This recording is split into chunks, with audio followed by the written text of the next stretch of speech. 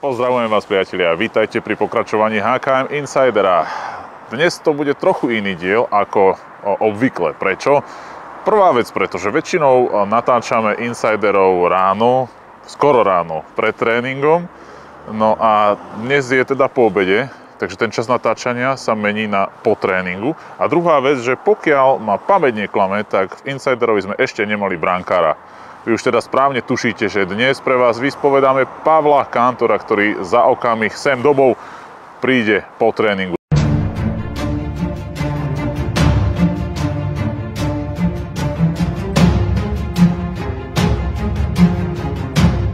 Pavel, čau, ahoj. Ahoj, ahoj. Už dneska fire on po obede, po tréninku? Už máme jeden za sebou, ale tím, že je reprezentační pauza, tak máme ještě odpolední fázi, takže ještě nás čeká za chvilku jeden trénink. Tak koľko máme času ešte do toho druhého tréninku? No tak hodinku, no. Tak to... Myslíš, že by sme mohli zbehnúť ku vám zatiaľ na nejakú kávu? Určitě, pojďte se podívat. Máme tam dvě malé dcerky, tak myslím, že tam bude zábava. Takže u Kantorovcov veselo, takže 3 baby máš doma. 3 baby, no. No tak poďme sa pozrieť ku Kantorovcom teda. Ahoj. Ahoj. Jste tam nastoupený hezky. Tak priamo takto do obývačky ku Kantorovcom sme prišli. Pali, predstav nám tvoje dievčatá. Tak máme tady 3 holčičky, no. Nejstarší Eva, moje žena. Druhá nejstarší, to se tak dá říct. Jak se jmenuješ? Řekni, jak se jmenuješ. Teď. Elenka. Elenka. Tak. A tady máme čerstvoučku Vanesku, víš, 14 dní starou. Ako to prebiehalo celé, predsa len ten tvoj muž, keď je v robote, neodbehne z roboty, hej, keď mu žena rodí, že... No, neodběhne, naštěstí to teda vyšlo úplně timing perfektní, že jsem začala rodit v noci a ráno měl jet na trénink, takže jenom zavezl vlastně malou do školky, tím pádem jsme měli vyřešený i hlídání. No a my jsme jeli rovnou do porodnice a za hoďku byla na světě, no. Ako to vyzerá taký bežný deň u Kantorovcov, ale ono by sa to dalo asi povedať, že kým ste boli 3 a keď už ste 4 a že... Já bych to dala ještě, když jsme byli 2, ano. pak když jsme byli 3 a když jsme byli 4, protože když jsme byli 2, tak to bylo úplně jako pohoda, nebo ono je to pohoda celkem i tak, protože oni jsou fakt obě strašně hodní. Ale v těch dvou je to takový jako no, kafička, výletíky, po tréninku, plnovolna. I to stěhování není tak hrozný ve dvou, samozřejmě s přibývajícíma dětma je to horší. A teď je to všechno jenom kolem dětí. Všechno, takže... ale zase jako my jsme to tak chtěli, chceme to tak, my nechceme být od něho někde třeba, že bychom byli doma v Čechách a on by tady byl sám. Takže nám to tak jako vyhovuje. Teď uvidíme, jak to bude ještě tady s tou další. Ve 3 to byla ještě taky taková jako pohoda. Tak uvidíme, ale já myslím, že bude. A tátko pomáha teda s chodom domácnosti, stíha to popri práci? Stíhá, jsem tam, to nebudu úplně jako kecat, že by to, ale jo, vysává hlavně teda, vysává. Vždycky, když jsme někde pryč, tak přijedeme teda do uklizeného bytu, což je super. A hlavně pomáhá teda jako s holkama, to jako tatínek je úplně perfektní, to jako na to se nemůžu absolutně stěžovat, přebaluje. Jak říkala Evša, jako já si myslím, že můžu mluvit za nás, za oba, že ty děti máme strašně rádi, oba nejenom jako naše, ale vždycky kdekoliv jsou děti, tak myslím, že vždycky se k ním tak nějak jakoby máme, takže jsme strašně rádi a když to dneska vidíme všude kolem sebe, jaký jsou problémy, že děti nemůžou mít děti, nebo jsou nemocní děti a tak dále, věci, o kterých nechci ani mluvit, tak je to opravdu vzácnost a i když člověk přijde někdy z toho hokeje naštvaný, tak pak když vidí tady úsměvy, tak se na to snad zapomíná, takže jsem strašně rád a strašně šťastný, že je máme. Keď vravíš o tom príchode z hokeja, tak no, aké to je? Zvykne hovoriť Pavel o práci a o zápase, keď sa udarí, nepodarí, ako to máte nastavené? Já bych řekla, že víc já o tom mluvím, že já se ho třeba ptám, jako co ten druhý gol, že jo, to no tak Pavel, ale zase asi v tomto je zase Pavel možná trochu jako jiný než ostatní kluci, protože vím, jak to kluci jako řeší třeba v rodinách, tak on teda ne. Já si myslím, že je totiž strašný rozdíl, když člověk je s brankářem, anebo když je s útočníkem nebo s obráncem. Že tam si myslím, že je prostě ten jako velký rozdíl a Pavel je na toto fakt jako takovej No, flagmatik ne, ale takový splachovací, ale on musí být, že jo, jakože to zase jako je dobře, že to nemůže tahat ještě domů, že se když tak naštve na stadioně a domů už přijde jako v pohodě. Nebo nikdy jsem nezaznamenala, že by se s náma tahlo nějaký období, kdy se jim nedařilo, třeba loni v Zámkách, když to bylo, nebo tady teda taky jako trochu, že by nás to nějak jako poznamenovalo, že bych se bála něco mu třeba říct a naštvala ho tím nebo tak, takže to úplně v pohodě. A čo hovoríte na to naše Slovensko? Teda už je to niekoľká sezóna tu na, ako sa vám tu žije na Slovensku? Já jsem Čechoslovenka, tak já jsem z Moravy a prababičku jsem měla v Bratislavě, moje nejlepší kámoška je ze Slovenska, takže pro mě je Slovensko jako úplně stejný jak prostě Morava, takže já jsem byla hrozně ráda, že jdeme na Slovensko a Slovensko mám strašně ráda. I jako mám to kousek domů na Moravu, takže to je taky super. A minulý už rok vlastně chodila do školky na Slovensku, začala hovorit po slovensky velmi plynule, takže pak jí to trvá se přetočit zase na češtinu. Zámky třeba byly jako super, mě se tam třeba líbilo a líbí se nám i tady ve Zvolenu. Všude se dají najít nějaká hezká místa, jo? Že když jsme byli v těch zámkách a bylo nějaký volno, tak v podstatě byl kousek do Vídně, kousek do Budapeště, kousek Bratislava. Tady zase máme kousek do Tater, kam docela poměrně jako často jezdíme, když máme nějaký volno, jo, teď zrovna taky máme zítra máme sobotu, neděle volno, takže zítra se balíme a odjíždíme taky do Tater, takže myslím si, že vždycky si to člověk může udělat tak, aby se mu líbilo v podstatě všude. Vieš si, alebo viete si ako rodinka predstaviť, nejaký, akože nechcem nejak fabulovať o nejakom NHL alebo čo, ale nejaké také cezhraničné pôsobenie niekde inde ešte? Tak jako nechceme úplně plánovat nějak moc dopředu, ale vlastně příští rok mám smlouvu ještě tady ve Zvolenu a ten další rok už Elenka by měla chodit do školy. Takže tam už to máme asi vymyšlené, takže bychom zůstávali v Česku doma nebo minimálně holky a uvidíme, mě už tu dobu bude nějakých 35, což už taky není úplně nějaký nízký věk pro hokejistu, takže uvidíme, jaký budou nabídky a podle toho se nějak zařídíme, ale jak říkám, příští rok ještě máme smlouvu tady. Takže tam ještě vlastně Elenka chodí do školky a malou tu s tím neřešíme, teď si myslím, že to je úplně jedno, kde. Ako to je s tým brankám, že kedy zhruba tak priemerne odchádzate do dôchodku? Já si myslím, že to je individuální, co teď tak vnímám, tak kluci kolem mě odchází, já nevím, někdy třeba o 38, jo, no. Taky před pár lety se změnil trošku styl chytání, chytalo se hodně v tom rozkleku širokým, takže všichni měli odvařený třísla, kyčle a byli po několika operacích a nic jiného už jim v podstatě nezbývalo. Jo.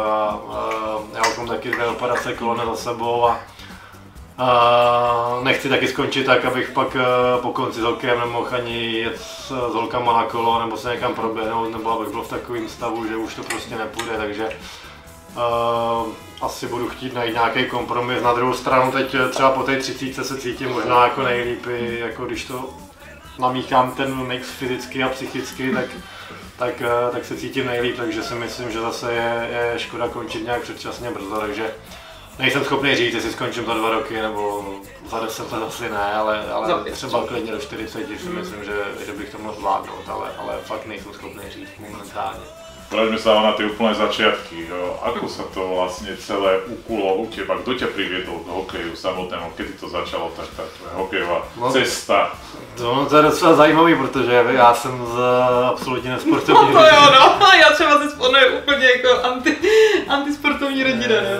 Vlastně ani mamka nedělala žádný sport, mamka je kadeřnice a táta taky nemá úplně nějaký sportovní vlohy, ale nevím, no, já zabloudil jsem hokej nějak v 5-6 letech, nevím, možná jsem to někde viděl, nebo kamarád hrál nějaký a pak vím, že jednou táta mě vzal na zimák v Budějovicích, když hrál Ačko normálně a strašně se mi to líbilo.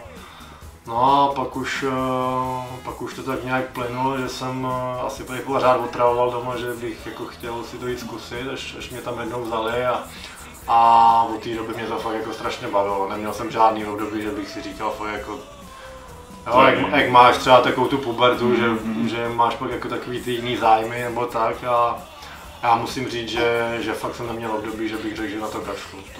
Mě to fakt strašně bavilo a baví mě to pořád. Samozřejmě jsou horší období a tak dále, ale jsem rád, že člověk může dělat to, co ho baví a naplňuje. A zase ještě bych jenom třeba dodala, že tam fakt jde jako velký grant rodičům, hlavně taťkovi, protože to vození na ty tréninky. Jakože já jsem fakt ráda, že máme 2 holky, že do hokeje nepůjdou. Že ten rodič je strašně zodpovědný za to, aby taky oni tam jako chodili, jezdili a víš, jakože je to stálo plno času, sezení na staďáku, že jo, a je to fakt náročný pro ty rodiče. To je úplně bez debat. Já si myslím, že nemít rodiče, kteří tě podporují v tomhletom, tak nechci říct, že nemá šanci, ale si vzpomněl, jsme mívali tréninky v 6:30 ráno a představit si, že jedu někam autobusem někde v 5, tak to já nevím, jestli bych to zvládal. Takhle táta mě tam v podstatě každý den vozil a celá rodina vlastně se tomu musela přizpůsobit s brácha mladší, ještě byl se třeba pak s mámou, takže celá rodina tomu něco obětovala a já jsem jim za to jako neskutečně vděčný. Chcel si byť od začiatku brankárom, alebo to prišlo tak postupne nejako po nejakých prvých tréningoch alebo rok? Chtěl jsem být brankář, zase ti odpovím stejně, že nevím proč. Ale první trénink jsem hned šel do brány a už jsem tam zůstal, jakože ani jsem neměl, jako, že třeba po nějaké sezóně bych chtěl zkusit útoku nebo tak.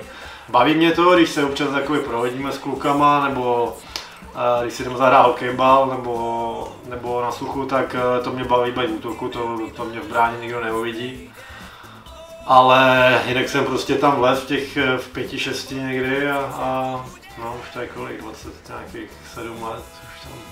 To je paradox, lebo napríklad to neviem, či viete, ale napríklad aj Peťo Zuzin bol skoro brankárom. Keď sa s ním bol rozhovor, tak spomínal, že on vlastne začínal na poste brankára, ale že nepamätám sa, či otec či striko mu vravil, že ty sa tam chceš nechať ostreľovať takto, že všetci ťa budú. My jsme se o tom nedávno s klukama bavili a vím, že asi 2 nebo 3, myslím, že Andrej Kudrna, vlastně Zuza a myslím, že ještě Paťu Marcinek, že říkali taky, že jako je to strašně táhlo do brány. A že jim to vždycky někdo rozmluvil, tak jsem říkal, že jsem rád, že mají v rodině rozumný lidi, který jim to rozmluvil.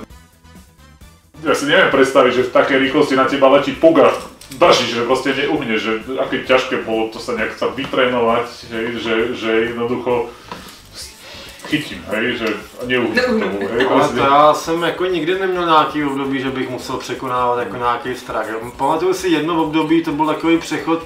Já jsem tehdy asi v 7. třídě šel do dorostu, jo, a tam byl skok takovej o asi 2 ty kategorie a vím, že tam pak jako jsem cítil ten největší rozdíl, že ty kluci už měli ty golfáky a tak. Ještě samozřejmě nevěděli ani kam jim to lítá v ten věk. Takže tam si pamatuju, že to byl takový největší skok, ale že bych řekl, jako, že bych se toho nějak bál, že jsem měl nějaký období, kdybych tomu uhybal nebo tak to vůbec ne. Ono paradoxně, ono možná jako to lidem přijde divný, ale ono jako čím více tomu jako chceš uhnout, tak tím víc tě to pak bolí, jo. Ono, když tomu jakoby aktivně tomu nastavíš a seš furt jakoby čelem, tak přece jen ta výstroj je dneska kvalitní. Neříkám, že to nebolí, bolí to dost, bolí to, ale není to něco, co by tě asi mělo zabít, jako někdy před, já nevím, 60 lety. Že to si zapravo, že bude najhoršie si spomenieš na tých hráčov NHL, brankárov NHL, ešte bez masiek. Bez masky, no přesně, to je bez té masky a Pavlicky, ale oni to neuměli zvednout, oni ten puk neuměli zvednout, říkám, no ale stejně jako. Je to pravda. Jsem tam, jako obrovský respekt těm golmanům, ale je pravda, jak říkali v když se podíváš na ty černobílé záběry, tak oni měli ty dřevěný rovný hokejky a tam nevidíš gol, že by jako to zvedli pod břevno, že jo, to oni to zvedli maximálně takhle jako nad led. Takže jako ale byli to šílenci, to je jasný. Si poverčivý, máš nejaké predzápasové rituály alebo niečo, alebo musí ti Evka nejaký čaj špeciálny navariť pred zápasom, alebo... Nejsem pověrčivý, nemám to moc rád, naopak se snažím jako vždycky, když se mi něco povede, jako zápas myslím, a když jsem nějakou věc udělal, tak říkám schválně ji neudělám, jo, protože určitě to není samozřejmě v tom, že já nevím, vyleješ hrnek, vychytáš nulu, tak schválně pak vyleješ hrnek druhý den, aby si vychytal znova. Ale dělá před zápasem přesně stejné věci. Hej, Takže to jako si úplně prostě každý ten předzápasový jako rituál je po každé stejný. A to presne aj na lade ináč, lebo ja už to... I na ledě, ano, dělá úplně ty stejné věci po každé, ano. Jo, tak to je o tom, jak říkám, jsou ty věci, které věřím, že mi prostě vyhovují, jo, ale jak říká třeba včera, že mám před tím doma zápasem, dělat přesně, po každé stejné věci. Ale není to jako, že kdybych to neudělal, že kdybych to neudělal, tak řeknu, tyhle, dneska to určitě poseru, jo. Prostě tak to není, ale jsou to prostě věci, které mi vyhovují, tak je dělám pořád stejně.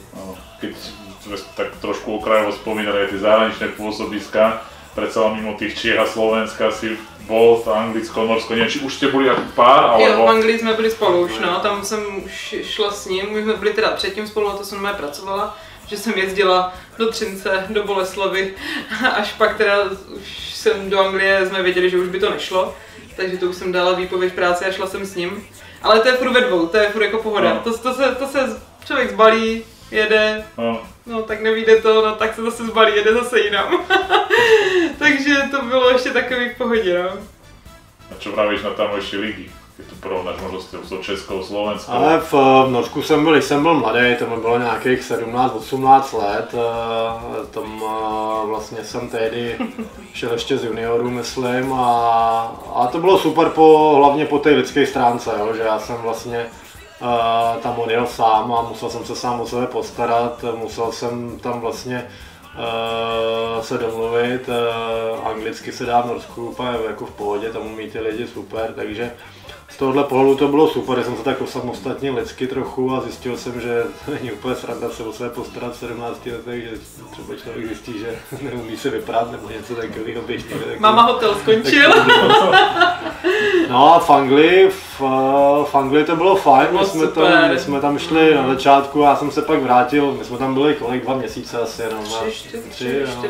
Já jsem pak šel v průběhu sezóny zpátky do české extraligy, do Pardubic, ale Anglie mě strašně překvapila i po té hokejové stránce. Já myslím, že možná lidi tady a v Česku to mají zaškatulkovaný, trošku řeknu, že Anglie hokej, ale to tam jako opravdu od servisu, diváci, tam jsme na první přípravách, tam bylo na první přípravách 6-7 tisíc lidí, já jsem říkal, tady nějaký koncert nebo něco, jsme dali přípravný zápas, jo, takže.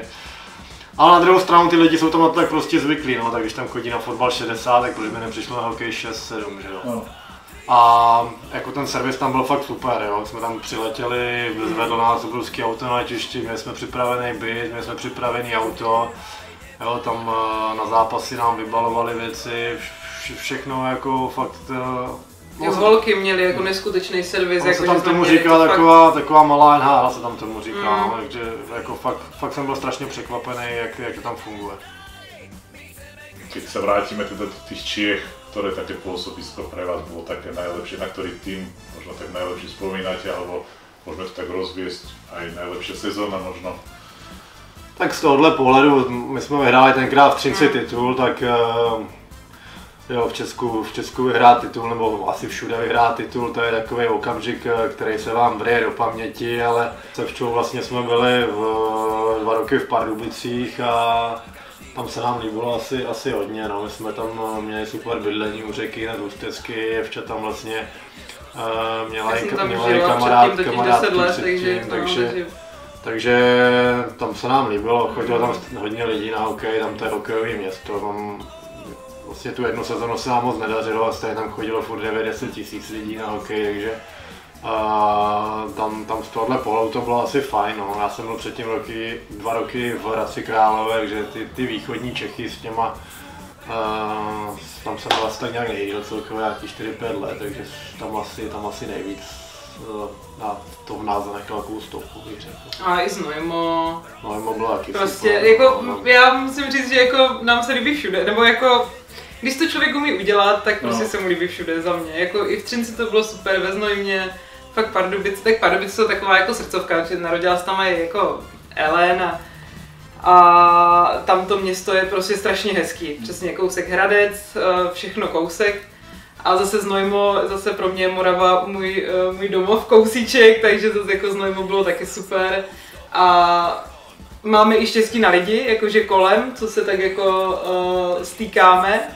takže to udělá taky strašně moc. To třeba na to byly skvělý zámky, to jako na to fakt vzpomínáme doteď, protože v zámkách se nás sešla úplně skvělá parta a to udělá úplně něco jiného z toho hokejového života, protože jinak za mě jako holku jste všude sám a musíte si furt hledat prostě ten nový okruh jako těch kamarádek a nebyt úplně takový to jako jenom čekat na něho, až přijde z hokeje a být jenom ta matka, že jo, od té rodiny, ale mě trochu je takovej ten jako mimo hokejový život a to třeba v zámkách bylo úplně super, no, takže, ale i v tom Znojmě, i v těch Pardubicích, i v Třinci vlastně, takže fakt jako máme štěstí. Zase je dobrý, že třeba kluci se pak hodně, jak se to točí, hodně samozřejmě, tak se potkávají i v těch jiných městech a když už je s někama znáte a zase se s nima potkáte, třeba za 2 roky, tak je to úplně super. Že jako taková ta rodina kolem nás hokejová je fakt jako bych řekla jako skvělá, co máme. Že se vídáme i mimo jako hokej, což je za mě úplně jako pecka. Pomaličky sa budeme musieť presunúť na ten tréning, nie že kvôli mne, neskoro príde na tréning, aby som si to neodniesol. Ešte takú poslednú otázku možno, ako to prežívaš, keď prídeš na ten zápas, že si taká klubná faninka, alebo to tam tak prežívaš, keď vidíš, že... Aj to je zase přesně to, být jako žena golmana je strašný rozdíl oproti tomu, když ty holky fandí, jo, můj chlap dal gól a dobrý, můj chlap dostal gól. Není gól jako gól, přesně. Pořád čekám na to, až on ten gól taky dá, věřím, že se mu to ještě někdy podaří do konce kariéry. Asistencí měl už plno, ale ten gól tam ještě furt chybí, tak třeba se to podaří. Takže jako je to, já nesnáším ty poslední 2 minuty, třeba zápasu. Když se prohrává, nebo i když se vyhrává o gol, nebo prohrává o gol, tak to bych řekla, že je jako nejhorší. A ještě stiahnu golmana, a to vidím, prostě to už... Ale to už mi nevadí, když to dají do prázdne, to mi už tak jako nevadí, ale spíš to, když jsou jako ti druzí hrají v 6, na něho, jo, tak no, tak to je peklo. Že tam jdu tam okolo, to je hrozný, no. Ale mě to třeba možná víc vadí, když se na to dívám v televizi, protože tam toho člověk jako vidí víc a jak je to komentovaný, tak toho člověk víc jako pochytí, než když se dívá z toho vrchu jako na ten led. Takže pro mě třeba v televizi to je víc stresující, než možná na tom staďáku, že tam je to takový jako rozptýlení asi víc, že jsme tam třeba i s holkama nebo tak. Ale jako už jsem se tak jako otupila, že už jako vím, že stejně s tím člověk nic neudělá. Je mi ho spíš jako líto pak jako někdy, že se tak jako snaží a pak tomu to tam nasází, ale on chytá dobře, takže jakože kdyby chytal blbě, je to asi horší, ale že i když dostane pár gólů, tak prostě furt těch jako dobrých zásahů je tam mnohem víc, bych řekla, že mu to jde, tak svědčí o tom, že byl xkrát prostě hráčem zápasu, nebo v té sestavě třeba týdne nebo tak, takže já si myslím, že mu to na Slovensku velmi svědčí. Asi je výhoda, že se častokrát nepobije brankár teda. Ježiš, to já jsou bože. Tak to bych zase řekla, že je největší výhoda většinou brankáře, že nenosí domů žádný šrámy, vybitý zuby a podobné věci, že ta maska jako na to je jako super, to jsem vždycky ráda a když oni se tam bijí, tak on vždycky jenom tak vyjede tou uličkou a jede pryč. Takže se perou za mě, tady oni se perou za něho, takže v tom to je to super, to zase jako ty ženy těch obránců mají mnohem horší teda. Počkáš, kým ti odjdu z pracovného priestoru. Ano. Takže toto je zase taková výhoda, ano. Že nenosí jsem tam nějakou modřinu jenom, když ho trefí puk, ale to je nic. Hlavně, že má ty zuby a nemá ty šrámy v té tváři. Keď sme pri tej maske a teda nie len nej, tak ja som mal preddohodnuté už s Pavlom, že v rámci toho tréningu nám možno trošku aj ukáže z tej jeho výbavy. Poďme sa teda my presunúť na štadión. Dievčence, my vám ďakujeme, že takto ste nám podávali súkromie a takto exkluzívne aj najčerstvejší prírastok. Ja dúfam teda, že budem dobrom spomínať na ten rozhovor. Velmi. Až to uvidí za těch pár let, tak... Užila si to, ano. Zober, že aké ty máš peklo, že pri tom to musíš sedieť, ty vlastne to na akože... Ale já kdybych se hrál podle mě celý prase, tak nepřiberu stejně, že?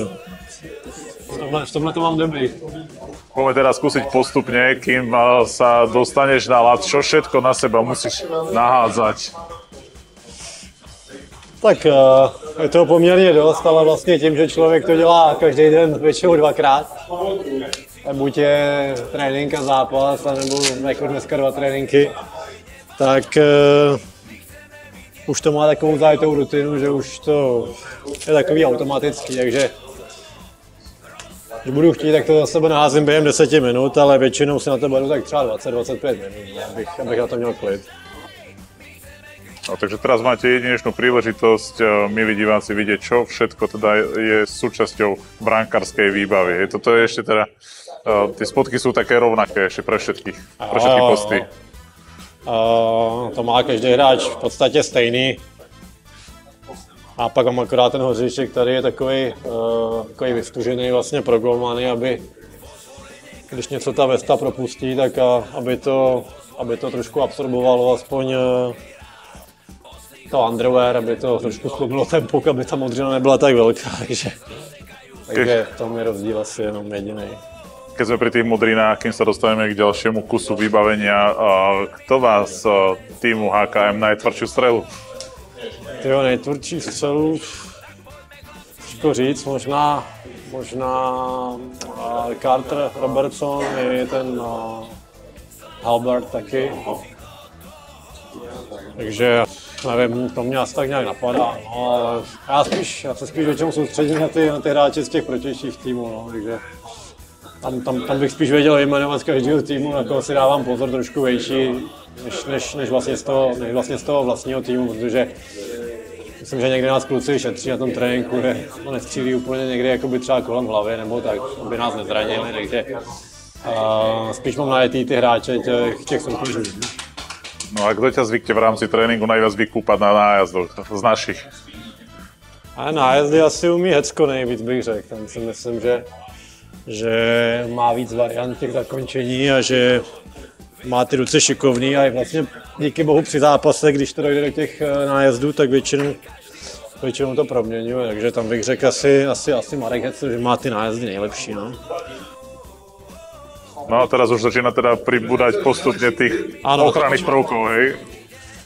Už vlastně tohle je rozdíl s hráčem a oni mají vlastně celý ty holeně vlastně tady, protože pak už nic nemají, ale my tím, že máme betony, tak pod to se používají ještě takovýhle chrániče kolen, když něco jdete do toho rozkleku, tak ty betony něco propustí občas a kdyby to šlo do holího kolene, tak to může být jako fakt docela velká modřina, takže proto se používají pod ty betony ještě takovýhle speciální chrániče kolen. Kdyby si chtěl natočit kolegu, jak se oblíká, tak ten to umí tak minimálně o polovinu rychleji než já. Já už mám vždycky betony, už jsem skoro oblečený a on se začíná teprve oblíkat. A ještě je většinou na ledě dřív než já, takže... A jsem zase lepší ve slíkání, co?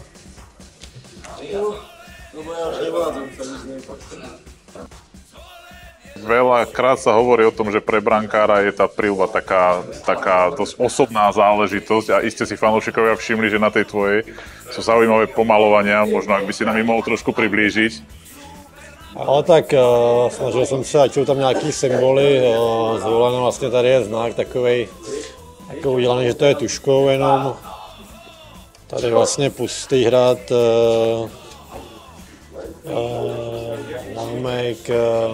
tady rytíř vojenský a jinak jsem se snažil, ať to působí tak jako jednoduše, nemám rád úplně nějaký extra přeflákaný ty masky, když je tam tak toho hodně, takže jinak jako ten základ je takový jednoduchý, vlastně v barvách zvolená. Tady zezadu mám pár log, který pro mě mají nějaký význam, tady je vlastně logo Save Up, což je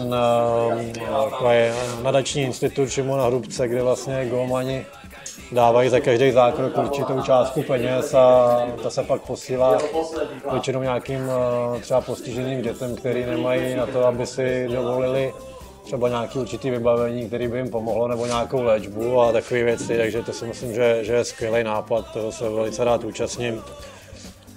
Real to Praha je taky charitativní fotbalový tým, za který občas v létě hrajou nějaký fotbalový zápasy, taky charitativní záležitost, takže super projekt. Tři sestry je oblíbená hudební skupina česká, takový něco, nevím, co mezi pop, punk, takový, nevím, není to úplně nějaký vyhraněný styl, kdo nezná, tak může poslechnout. A tady jsou vlastně začáteční písmena, to je manželka, máma, táta, dcera a brácha a teď vlastně ještě přibyla druhá dcera, tak přibyde ještě jedno srdíčko. Takže... No a spodnú časť teda ukončíme založením betónov. Ty pozerám, že máš vlastně priviazané nějaké jak u korčuliam. Ano, ta se tady přivazuje tkaničkou vlastně na brusle, aby to drželo tady spodek a tady jsou pak jenom dva sukáče a jeden takový zacvakávací, takže to už je v podstatě rychlovka. Dřív tam bývaly takový ty klasický kožený řemínky hodně, takže to docela trvalo, ale dneska už to má většina golmanů na suchý řepy a myslím, že to je pohodlnější a drží to dobře, takže v pohodě. Je to s tými betónmi tak, ako to majú aj hokejisti s hokejkami, že máš nejakú obľúbenú značku nejakú, alebo je tam nějak těch výrobců viacej, jsou tam nějaké rozdielové? Jo, jednoznačně. Já třeba tyhle ty betony, což je značka Bryant, používám už, já nevím, asi 5 let a strašně mi vyhovujou, takže teď určitě měnit nebudu a třeba Tomáš má zase jiný, takže je to vyloženě na každým, na co si zvykne, co mu vyhovuje. A vlastně to jsou i custom, že si to člověk může udělat přímo podle sebe. Takže jsou tam různé varianty, třeba i tvrdosti vevnitř, jak to chce mít člověk tvrdý, jo, jak je to vysoký, jak je to široký a tak dále. Samozřejmě má to nějaký maximální míry, který se nesmí překročit, aby člověk neměl takovýhle betony, aby šel vůbec za ním vidět brána, ale určitě tam je hodně těch variant, co se tam dá změnit. Takže nemůžeš vyskládat naozaj stěnu z těch betónů, že budeš tam dát. Bylo by to dobrý, ale zase on by se pak tom člověk hůř hejbal, takže já si myslím, že zase by to mohlo být kontraproduktivní. Někteří golmani naopak si dávají radši menší betony, aby se zase třeba rychleji zhýbali, takže jak říkám, je to individuální. Jo. Pamätáš si zhruba, že akou rýchlosťou priemerne letí ten puk, alebo také ostrejšie strely, ako môžu mať rýchlosť? Meral to niekto? Nikdy jsem to neměřil, ale vím, že rekord někde v NHL nebo i v České extralize, co jsem zaznamenal, byl nějakých 170 km/h, no, takže je to docela švestka, no, když to pak trefí zblízka ty kluci golfákem třeba z jedničky, tak je to fakt rána, no. Super, Pavel, ďakujeme ti veľmi pekne, nechám ťa už kľudne teda venovať sa tréningu, no a držíme palce do zvyšku sezóny, nech to nepadá teda. Já moc děkuju a chtěl bych pozdravit lidi, kteří nám fandí, přestože se nám tolik nedaří, ale můžu za všechny říct, že nám to tady v té šatně není nikomu jedno, že každý den děláme všechno pro to, aby se to zlepšilo. A ještě není všem dnům konec, takže doufám, že nakonec třeba ta sezóna bude mít šťastný vyvrcholení.